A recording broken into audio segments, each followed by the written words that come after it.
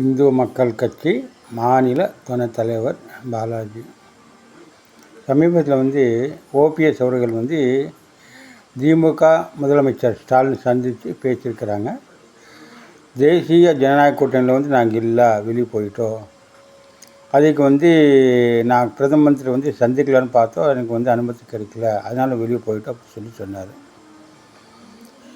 இது எப்படிங்கன்னா, நியாயமாக பார்த்தீங்கன்னா ஓபிஎஸ் கண்டிப்பாக பிரதமர் சந்திச்சிருக்கணும். ஏன்னு சொன்னீங்கன்னா, இபிஎஸ் நம்பிக்கையான ஆள் கிடையாதுங்க. காரணம் எப்படிங்கன்னா, ஜெயிக்கிறவருக்கு ஒரு மாதிரி பேசுவாள், ஜெயித்த ஒரு மாதிரி பேசுவாள். உதாரணம் பார்த்திங்கன்னா, 2019 பார்லிமெண்ட் தேர்தலில் பிஜேபி கூட்டணி சேர்ந்து எலெக்ஷன் நடந்தாங்க. ஒரு எம்பி ஜெயித்தாங்க. இப்போது 2019 அதுக்கு 2021 தேர்தலில் ஒன்றா செஞ்சுட்டாங்க. பிஜேபி கூட்டணி எல்லா சேர்த்து 75 இடங்களை ஜெயிச்சிருக்கிறாங்க. 21 பிறகு அதிமுக பிஜேபி வேண்டானியோ மதவாத கட்சின்னு வேண்டான்னு சொல்லிட்டாங்க. எல்லாமே வேண்டாம், ஓபிஎஸ் எல்லாம் வெளியே அனுப்பிச்சாச்சு. அதுக்கு பிறகு பார்த்து எல்லா தேர்தலும் தோல்வி தான். இபிஎஸ் என்ன சொல்கிறாரு, 21 கூட்டணி கிடையாது, 26 கூட்டணி கிடையாது, 31 கிடையாதுன்னு சொல்லிட்டாரு. இப்போ 26 நடக்கிற தேர்தலில் 25 கூட்டணி போட்டிருக்காரு.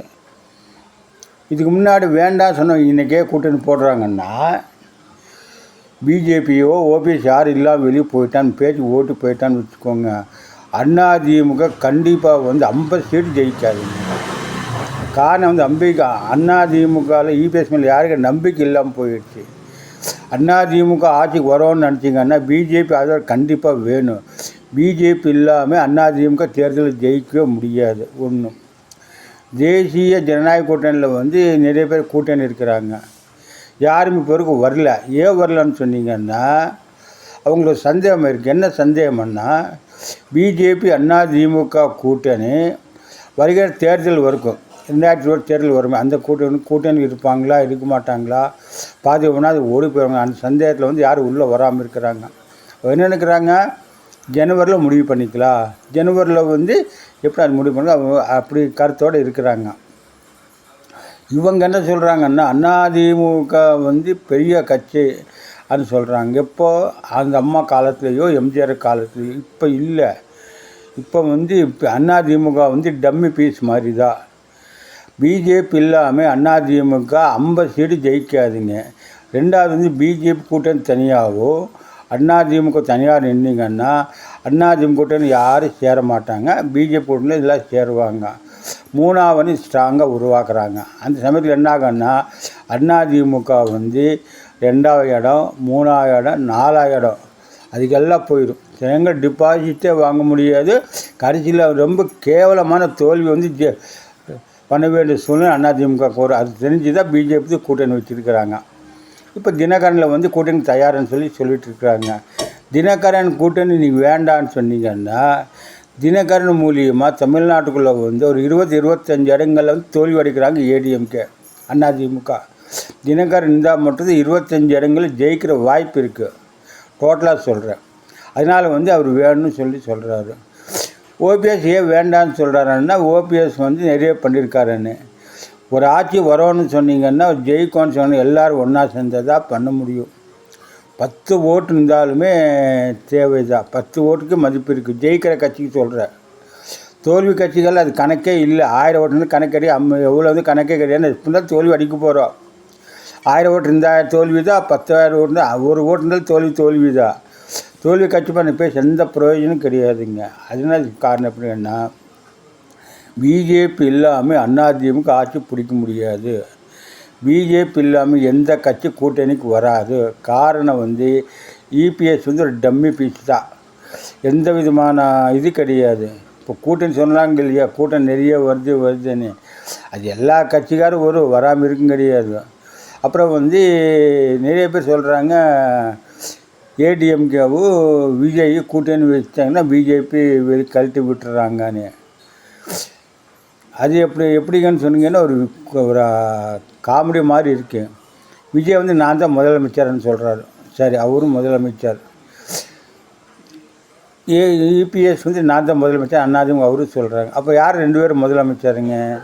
அப்போ ஆள் பாதி பாதி பிரிச்சுக்குவாங்களா? அப்படி வந்து 2 பேரும் ஜெயிச்சு ஆளுக்கு 2 வருஷம்னு சொன்னீங்கன்னா அதிமுக வந்து படு தோல்வி தான் அர்த்தம். காரணம் எப்படிங்கன்னா, ஜெயலலிதா அம்மா இருக்கிறவர் சரி, எம்ஜிஆர் இருக்கிறவருக்கு அவங்க ரொம்ப பலமான கட்சி எடுத்து வந்திருக்கிறாங்க.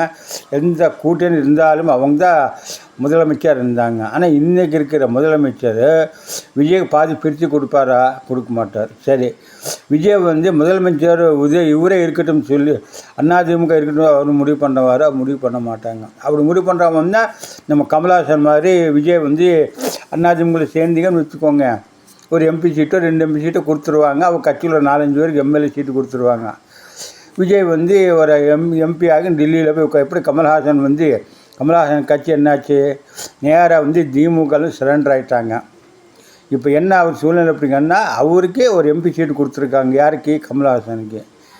அந்த அளவுக்கு மோசமான சூழ்நிலை அந்த கட்சி இருக்குது. அதனால அந்த கட்சியில் எவனும் இருக்க மாட்டாங்க. என்ன ஆள் இல்லாத கட்சியில் இருக்குது பெரிய விஷயம் தானே அவங்களுக்கு. கமல்ஹாசன் தேவை எம்பி சீட்டு, அதனால் அங்கே செட்டில் ஆகிட்டார். இப்போ விஜயும் கூட அதிமுக கூட்டணி வச்சிங்கன்னா விஜய் கண்டிப்பாக எம்பி சீட்டு கொடுத்துருவாங்க. அவர் வந்து டெல்லியில் போய் உட்காந்துக்கலாம், தேவைப்பட்டு டெல்லியில் உட்காந்துக்கலாம், இல்லைன்னா சினிமா நடிச்சுட்டு போயிடலாம்.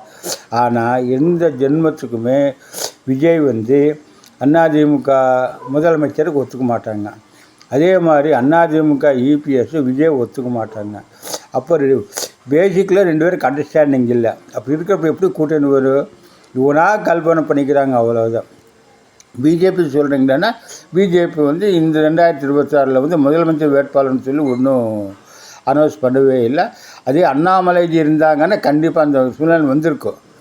அண்ணாமலை வந்து தலைமையில் வந்து எலெக்ஷன் சந்திக்கிற மாதிரி இருந்தீங்கன்னா 3ஆவது வந்து பலமாக ஸ்ட்ராங்காக நிற்க. ஒன்றும் அதிமுக, திமுக, பிஜேபி தலைமையில் ஒன்றும் விஜய் தலைமை 4 அணிகள் செய்தாகும். அப்போ சீமானை பற்றி நம்ம சொல்கிற மாதிரி சீமான் வந்து என்றைக்கு இருந்தாலும் சரி 3 கூட்டணி தானே இப்போ இருக்கிறது. அதிமுக, திமுக, விஜய்.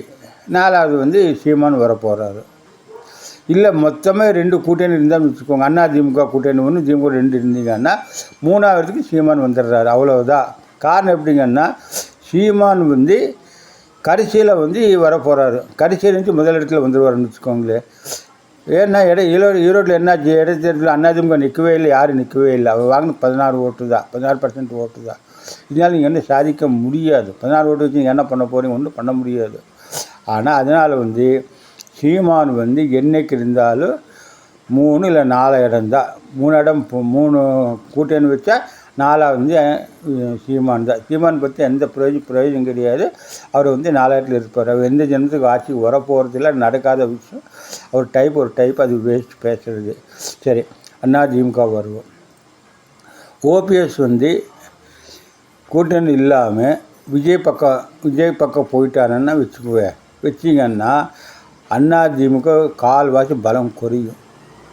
கண்டிப்பாக ஆட்சி பிடிக்கவே முடியாது. காரணம் எப்படிங்கன்னா, ஓட்டு பிரிச்சிடுறாங்க. மக்கள் மத்தியில் வந்து இபிஎஸ் மேலே நம்பிக்கை வரணும். அதிமுக மேலே மக்களுக்கு வந்து நம்பிக்கை வந்தால் தான் ஓட்டு போடுவாங்க. இந்த நம்பிக்கை இப்போ இல்லை, நம்பிக்கை போயிடுச்சு. ஓபிஎஸ் வந்து விஜய் பக்கம் போயிட்டாங்கன்னா ஓட்டு அந்த பக்கம் போயிடும். யார் கவர்மெண்ட் வர்றாங்கன்னு சொல்கிறது வந்து 2ஆவது பக்கம் வச்சுக்குவோம். ஆனால் அதிமுக வரக்கு வாய்ப்பு இல்லாமல் போயிடும். இப்போ இருக்கிற சீட்டில் ஜெயிக்கலாம், ஜெயிக்காமல் போகலாம், அதெல்லாம் சொல்ல முடியாது. இபிஎஸ் என்றைக்கு முதலமைச்சர் ஆகவே முடியாது. ஓபிஎஸ் இருந்தால் மட்டும்தான், ஓபிஎஸ் இருக்கணும், தினகரன் இருக்கணும், சசிகலா எல்லோரும் இருந்தால் மட்டும்தான் அவர்னால் வந்து முதலமைச்சர் ஆகவே முடியாது. இதுதான் அரசியல் சூழ்நிலை. நன்றி, வணக்கம். பாரத் மாதா கி ஜெய்.